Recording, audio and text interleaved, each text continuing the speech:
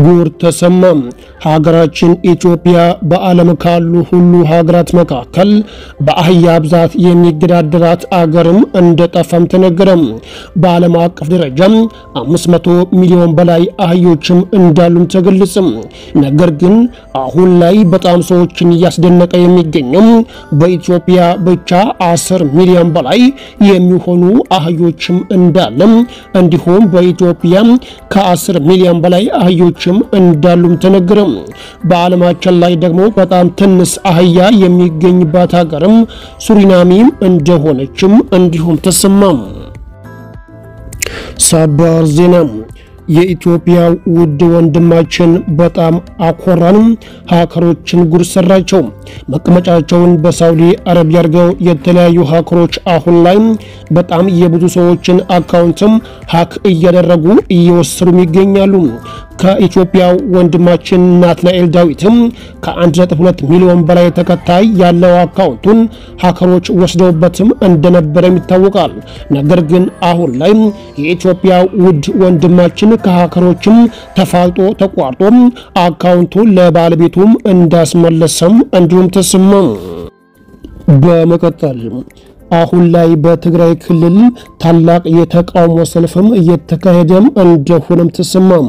የተቃውሞ ሰልፍ ዓላማው የነደብረጽዮን ገብረ ሚካኤል ቡድን በክልሉ እየተካሄደ ያለው ለግጭት ያዘነበለ አካሄድም ተገቢ አለመሆኑን መግለጻቸው እንዲሁም ተሰምቷል። ህዝቡ እኛ የምንፈልገው ሰላም ነው ብሏል። ከሰሞኑ ተመሳሳይ ሰልፍም በማይጨው ከተማም እንደተካሄደም እንደሆነም ተሰማ። በመቀጠል የአዲስ አበባ ከተማ አስተዳደር ገቢዎች ቢሮ ለንብረት ስም ዝውውር የታክሲ ዕዳ ክሊራንስም ማስረጃ እንዲጠይቅም ደብዳቤ ጽፎ የነበረ ሲሆን እነዚህ ደብዳቤዎች መሻራቸው እንዲሁም ተሰማ። ቲክፋ ኢትዮጵያ የተመለከተና በዛሬው ዕለትም በቢሮ ኃላፊ አቶ ቢንያም ምክሩ ተፈርሞ የወጣው ደብዳቤ ለመሬት ልማትና አስተዳደር ቢሮ ለመሬት ይዞታ ማስረጃና ምዝገባ ኤጀንሲ ለአሽከርካሪና ተሽከርካሪ ፍቃድ ቁጥጥር ባለስልጣንም እንዲደርስ ተደርጎም እንደነበረም እንዲሁም ተገልጸም። ውድ አድማጮቻችንና ተመልካቾቻችን ለሰዓቱ የተሰሙና መደመጥ ያለባቸው ወቅታዊ ሰበር መረጃም ይህንን ይመስል ነበር። በሌላ ትኩስና ወቅታዊ ሰበር መረጃም እስከምንገናኝ ድረስ በያላችሁበት ሰላም ቆዩልን። ለቻናላችን አዲስ የሆናችሁ ሰብስክራይብና የደውል ምልክቱን ምጫኑም እንዲሁም ቤተሰብ ይሁኑ። እንደሚታወቀው ቃሉ ቲዩብ የተለያዩ ዘርፈ ብዙ መረጃዎች የሚሰማበትና የሚደመጥበት ቻናልም እንደሆነ ይታወቃል።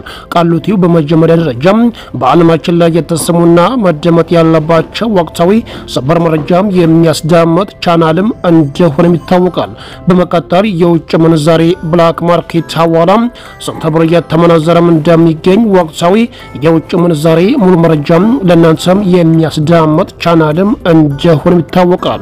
በመቀጠል የባጃጅ ዋጋ፣ የመኪና ዋጋ እንዲሁም ከ30 ቆርቆሮ እስከ 130 ቆርቆሮ ከመሰረቱ እስከ ፊኒሺንግ ስንት ብር ይፈጃል የሚለውን ሙሉ መረጃም ለእናንተም የምናስዳምጣችሁ ይሆናል። ለዚህ ለቃሉ ቲዩብ አዲስ የሆናችሁ ሰብስክራይብና የደውል ምልክቱን ምጫኑም እንዲሁም ቤተሰብ ኢትዮጵያ ለዘላለም ትኑር።